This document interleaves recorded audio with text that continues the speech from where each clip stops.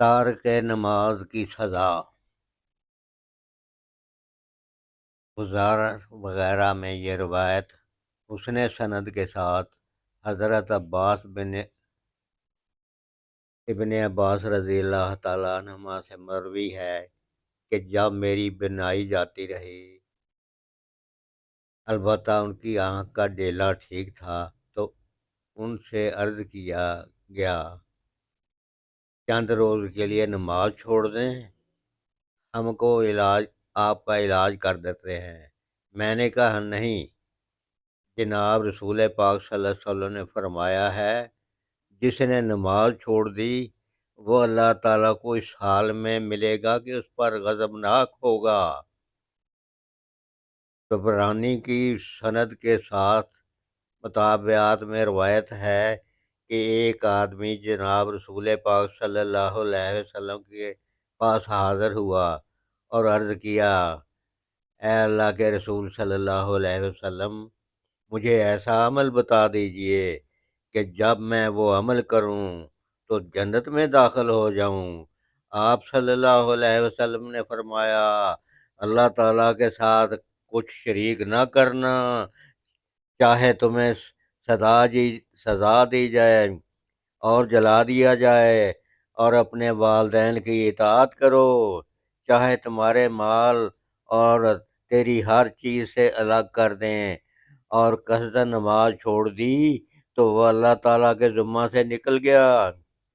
ایک صحیح سند کی روایت میں ہے، البتہ اس میں راویوں کے سلسلے میں انقطاع ہے، کہ اللہ تعالیٰ کے ساتھ کچھ شرک نہ کرنا، چاہے تجھے قتل کر دیا جائے اور جلا دیا جائے، اور والدین کی نافرمانی نہ کرنا، چاہے وہ تجھے حکم دیں کہ اپنے مال اور بیوی کو چھوڑ دو، قصدن نماز فرض نہ چھوڑنا، اس لیے کہ جس نے قصدن نماز چھوڑ دی تو وہ اللہ تعالیٰ کے ذمہ سے نکل گیا، اور شراب نہ پینا، اس لیے کہ یہ تمام برائیوں کی جڑ ہے، اور نافرمانی سے بچ کر رہنا، اس لیے کہ نافرمانی کی وجہ سے اللہ کا غضب آتا ہے، اور میدان کارزار سے فرار نہ ہونا، چاہے لوگ ہلاک ہو جائیں، اور اگر لوگوں پر موت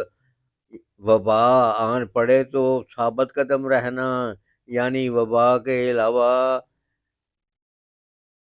علاقہ سے باہر نہ آنا، ڈر کر پھر اپنی وسعت کے مطابق اپنے گھر والوں پر خرچ کرنا، اور ان سے ادب کے لیے ڈنڈ نہ کرنا، انہیں اللہ تعالیٰ کے بارے میں ڈرا کہ نیک رہیں۔ صحیح ابن عباس میں ہے کہ ابر کے دن نماز جلدی پڑھو، اس لیے کہ جس نے نماز چھوڑ دی اس نے کفر کیا۔ حضرت ابو نعیم رحمۃ اللہ علیہ سے روایت ہے کہ جس نے قصدن نماز چھوڑ دی، اللہ تعالیٰ اس کا نام دوزخ کے اس دروازے پر لکھ دے گا جس سے وہ داخل ہوگا۔ طبرانی اور بہقی میں ہے، جس نے نماز چھوڑ دی گویا اس کا مال و اہل و مال تباہ کر دیا گیا۔ حضرت حاکم رضی اللہ تعالیٰ رحمۃ اللہ علیہ نے حضرت علی رضی اللہ تعالیٰ عنہ سے روایت کیا ہے کہ حضور سید عالم صلی اللہ علیہ وسلم نے فرمایا، اے قریش کی جماعت، خدا کی قسم تمہیں ضرور نماز پڑھنا ہوگی، زکوٰۃ دینا ہوگی، ورنہ تم پر ایسا آدمی مسلط کر دیا جائے گا جو دین پر تمہاری گردن مارے گا، یعنی یا دین پر چلانے کے لیے یا باوجود دیندار ہونے کے ایسا کرے گا۔ مسند بازار میں ہے کہ جس نے نماز نہیں اور اس کا اسلام میں کوئی حصہ نہیں، اور جس کا وضو نہیں اس کی نماز نہیں۔ مسند احمد میں روایت ہے، 4 ایسی چیزیں ہیں کہ اللہ تعالیٰ نے اسلام میں انہیں فرض قرار دیا ہے، جس نے 3 کر لی تو بھی کچھ کام نہیں آئیں گی جب تک کہ سب کی سب پر عمل نہ کرے، یعنی نماز، زکوٰۃ، رمضان شریف کے روزے اور بیت اللہ شریف کا حج۔ روایت کرتے ہیں کہ جس نے قصدن نماز چھوڑ دی، اللہ تعالیٰ اس کا ہر عمل نیست و نابود کر دے گا، اور اللہ تعالیٰ اس سے بری ذمہ ہوگا، حتیٰ کہ وہ اللہ عز و جل سے کے سامنے توبہ کرے۔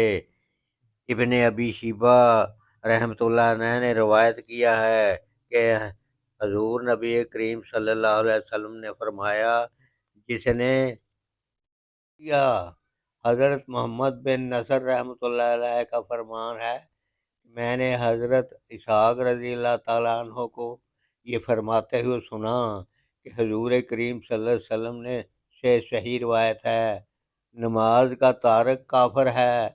حضرت نبی کریم صلی اللہ علیہ وسلم کے زمانے سے لے کر اہل علم کی رائے یہ ہے کہ وقت چلا جائے اور بغیر عذر کے نماز ترک کر دے، ایسا شخص کافر ہے۔ حضرت ایوب رحمۃ اللہ علیہ کا ارشاد ہے کہ ترک نماز کفر اور اس میں کسی کا اختلاف نہیں، اللہ تعالیٰ کا فرمان مبارک ہے۔ بس ان کے بعد جانشین ہوئے برے لوگ جنہوں نے نماز کو ضائع کیا اور خواہشات کی پیروی کی، وہ جلد ہی دوزخ میں کا جنگل پائیں گے، مگر وہ جنہوں نے توبہ کی۔ حضرت ابن مسعود رضی اللہ تعالیٰ فرماتے ہیں، عذاب کا معنی یہ نہیں کہ نماز بالکل چھوڑ دی، بلکہ معنی یہ ہے کہ وقت مقررہ سے دیر کر دی۔ حضرت سعید بن حسیب رضی اللہ تعالیٰ عنہ کا فرمان ہے، ان کا شمار بلند پایا تابعین میں ہوتا ہے۔ اس سے مراد یہ ہے کہ ظہر تب پڑھے کہ عصر کا وقت قریب آ جائے، اور عصر تب پڑھے کہ مغرب کا وقت قریب آ جائے۔ جب عشاء ہونے لگے اور عشاء پڑھے کہ فجر ہونے لگے، اور فجر تب پڑھے کہ سورج نکلنے لگے۔ جو اس حالت پر اصرار کرتا ہوا مر گیا اور توبہ نہ کی تو اس نے اللہ تعالیٰ کے اس بارے میں کبھی کا وعدہ ہے کہ کبھی دراصل دوزخ میں ایک وادی ہے جو انتہائی گہری ہے، جس میں شدید عذاب ہوگا۔ اللہ تعالیٰ کا فرمان ہے، اے ایمان والو، تمہارے مال اور اولاد اللہ کی یاد سے غافل نہ کریں، اور جو ایسا کرے گا وہ خسارہ پائے گا۔ مفسرین کرام کی ایک جماعت کا فرمان ہے، اس آیت میں اگر اللہ سے مراد 5 نمازیں ہیں، اس آیت میں ذکر اللہ سے مراد 5 نمازیں ہیں۔ جو شخص نماز کے وقت میں اپنے مال یعنی کاروبار، دستکاری یا اولاد میں مشغول رہا، وہ خسارہ پانے والا ہے۔ اس لیے حضور پاک صلی اللہ علیہ وسلم نے فرمایا، سب سے پہلے بندے کا قیامت کے دن جس عمل کا محاسبہ ہوگا وہ نماز ہے۔ اگر وہ ٹھیک ہوئی تو وہ نجات پا جائے گا اور کامران رہا، اور اگر اس میں کمی کی تو نامراد اور خسارہ میں گر گیا۔ اللہ تعالیٰ نے فرمایا، پس خرابی ہے ان نمازیوں کے لیے جو اپنی نمازوں سے غافل ہیں۔ حضور پاک صلی اللہ علیہ وسلم نے فرمایا، یہ وہ ہیں جو نمازوں میں ان کے اوقات سے دیر کرتے تھے۔ مسند احمد میں جید سند کے ساتھ اور طبرانی اور صحیح ابن حبان میں روایت ہے کہ رسول پاک صلی اللہ علیہ وسلم نے ایک روز نماز کا ذکر کیا اور فرمایا، جس نے اس کی حفاظت کی یعنی ہمیشہ باجماعت نماز وقت پر ادا کی، تو یہ اس کے لیے قیامت کے دن نور ہوگا، برہان ہوگی اور نجات ہوگی، اور جس نے حفاظت نہ کی، نہ اس کے لیے نور ہے اور نہ برہان ہے اور نہ نجات، اور قیامت کے دن اس کا حشر قارون، فرعون، حامان اور ابن بلی خلف کے ساتھ ہوگا۔ بعض علماء فرماتے ہیں کہ ان کے ہمراہ اس لیے حشر ہوگا کہ مال میں مشغول رہ کر نماز سے غافل ہوا، وہ اب قارون کے مشابہ ہو گیا، اس لیے اس کے ساتھ حشر ہوگا۔ حکومت میں مشغول رہا تو فرعون کے ساتھ مشابہ ہوگا، ک- کب اس کے ساتھ حشر ہوگا، یا اس کی وزارت میں مشغول ہوا تو حامان سے مشابہ ہوا، اس کے ساتھ اس کا حشر ہوگا۔ یہ تجارت میں مشغول رہا، پھر ابن خلف کے ساتھ مشابہ ہوا جو مکہ مکرمہ کا ایک کافر تاجر تھا، اس لیے اب اس کے ساتھ حشر ہوگا۔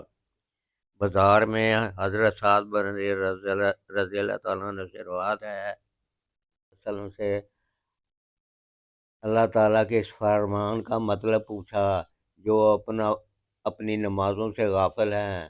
آپ صلی اللہ علیہ وسلم نے فرمایا، یہ وہ ہیں جو وقت سے دیر کر کے نمازیں پڑھتے ہیں۔ مسند میں حسن سند کے ساتھ حضرت مصعب بن سعد رضی اللہ تعالیٰ عنہ سے مروی ہے کہ میں نے اپنے والد محترم سے عرض کیا کہ آپ نے اللہ تعالیٰ کا یہ فرمان پڑھا ہے جو اپنی نمازوں سے بھولے بیٹھے ہیں۔ اب ہم میں سے کون نہیں بھولتا، کون اپنے آپ سے باتیں نہیں کرتا، وسوسہ نہیں آتا؟ فرمایا، یہ مراد نہیں، اس سے مراد یہ ہے کہ وقت برباد کرے، یعنی نمازوں میں تاخیر کرے، اور ذیل کا مطلب معنی ہے سخت عذاب۔ ایک قول کے مطابق ذیل دوزخ کی ایک وادی کا نام ہے، اگر اس میں پہاڑ رکھے جائیں تو اسی وقت شدید گرمی کے باعث پگھل جائیں، یہ اس کا ٹھکانہ ہوگا کہ جو نماز میں غفلت برتتا اور وقت مقررہ سے دیر کر کے پڑھتا ہے، البتہ توبہ کر لے، اپنے گناہ پر نادم ہو تو اللہ تعالیٰ اسے معاف کرنے والا ہے۔ صحیح ابن حبان میں ہے، جس کی ایک نماز جاتی رہی گویا اس کے اہل و عیال کو برباد کر دیا گیا۔ حاکم کی روایت ہے جس کی توثیق اختلاف ہے، البتہ اکثر کا اختلاف نہیں۔ جس نے بغیر عذر کے دو نمازوں کو جمع کر دیا، یعنی ایک اس قدر دیر سے پڑھی کہ دوسری کا وقت ہو گیا، اس نے کبیرہ گناہ کا ارتکاب کیا۔ بخاری و مسلم کے علاوہ اربع بخاری، مسلم، موطا اور ترمذی میں ہے، جس کی نماز اثر فوت ہو گئی گویا اس کا اہل و عیال اور مال طرف ہو گیا۔ صحیح ابن خزیمہ میں یہ اضافہ ہے۔ مالک رحمۃ اللہ علیہ فرماتے ہیں کہ اس کی وضاحت یہ ہے کہ اس وقت چلا جائے۔ نسائی میں ہے، نمازوں میں سے ایک نماز ہے جس کی وہ نماز رہ گئی گویا اس کے اہل عیال اور مال تلف ہو گئے، یعنی عصر کی نماز۔ مسلم اور نسائی میں ہے، اس نماز سے عصر کی نماز مراد ہے، تم میں سے پہلے والوں پر پیش کی گئی، انہوں نے اسے ضائع کر دیا، یا ادا نہیں کی، یا وقت پر ادا نہیں کی۔ اب تم میں سے جو بھی اسی کی حفاظت کرے اس کے لیے دو اجر ہیں، ایک اور اس کے بعد ستارے طلوع ہونے تک دوسری نماز نہیں، یعنی اس کے بعد صرف مغرب کی نماز ہے۔ احمد، بخاری اور نسائی میں ہے، جس نے نماز اثر چھوڑ دی اس کا عمل برباد ہو گیا، اور احمد بن میں صحیح سند کے ساتھ، اور ابن شیبہ میں ہے، جس نے قصدن نماز اثر چھوڑ دی کہ وہ جاتی رہی اس کا عمل برباد ہو گیا۔ بخاری نے حضرت سمرہ بن جناب رضی اللہ تعالیٰ سے روایت کیا ہے کہ حضور پاک صلی اللہ علیہ وسلم اکثر اپنے صحابہ کو فرماتے، کیا تم میں سے کسی نے خواب دیکھا ہے؟ پھر وہ بیان کرتا جو اللہ چاہتا، اور آپ صلی اللہ علیہ وسلم تعبیر فرماتے۔ ایک دن صبح کے وقت آپ نے فرمایا، میرے پاس رات کو دو آنے والے آئے اور انہوں نے میری ساتھ جلدی مچائی اور کہا کہ چلو امین، میں ان کے ساتھ چل پڑا۔ ہم ایک لیٹے ہوئے آدمی کے پاس آئے، دوسرا اس پر ایک پتھر لے کر کھڑا ہوا تھا، وہ پتھر لے کر اس کے سر پر دے مارا اور اس کا سر کچلا گیا۔ पत्थर लुढ़क जाता, फिर उसे पकड़ लेता, उसके वापस आने तक उसका सर ठीक हो जाता, जैसा कि पहले था। फिर वो ऐसा ही करता कि उसने पहली बार किया था। जिसने दोनों से मैंने दोनों से कहा, सुभान अल्लाह, ये क्या है? उन्होंने मुझे कहा, चलो चलो। फिर हम ऐसे आदमी के पास आए कि जो गुद्दी के बल लेटा हुआ था। एक दूसरा आदमी लोहे की मदे मुड़े हुए मुंह वाली सलाख लेकर खड़ा था। उसके चेहरे के एक तरफ आता और उसका जबड़ा गुद्दी तक, उसका नथना गुद्दी तक। और उस रावी बताते हैं कि बसा औकात अबू रजा फरमाते हैं, पस मैं पस चीर देता। बताया गया फिर दूसरी जानब जाता और उस तरफ भी ऐसा ही करता, जैसा कि पहली तरफ किया गया था। बताया कि इस जानब से फारग होता तो पहली जानब ठीक हो जाती, जैसा कि पहले था। फिर उसने बाद वही कुछ करता और जो पहली बार किया था।